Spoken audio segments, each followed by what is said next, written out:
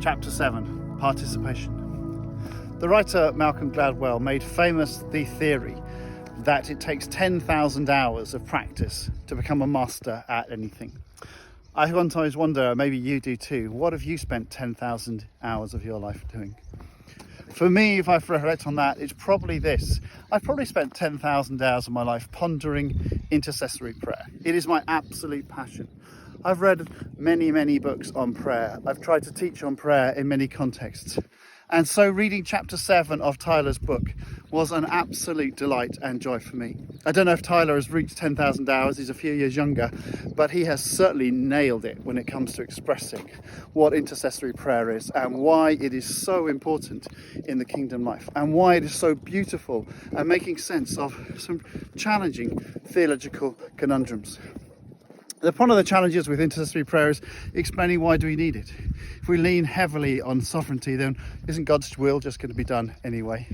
If we lean heavily onto activism, then it's all about us and it depends on us. That's a disaster. But intercessory prayer is something different. The middle voice, the court between activism and passivity, is the way in which we participate with God. It's deeply relational. It makes sense of the beauty of God, who can just throw the stars into space, who can just overrule, choosing to work with us. It makes sense of that incredible prayer, your will be done.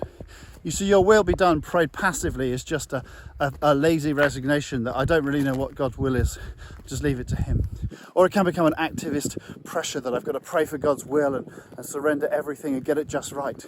But as Tyler explains, your will be done, the prayer of Mary surrendering and Jesus surrendering himself in the Garden of Gethsemane, is a prayer of relational participation in God's plan. That activism, that life, that fruit all comes out of a place of intimacy with God, relationship with him. That the deeper we get to know God, the deeper we get to care about his ways, the deeper we get to involve ourselves and work with him for the renewal of all things, for the coming of his kingdom, for seeing him glorified, to see our communities loved, to see ourselves follow Jesus more deeply. As we do these things, as we pray in participation, our intercessory prayer becomes enriched. So my simple challenge for you today is ponder participation. What does that mean? How does that transform your prayer life to become more intimate with God?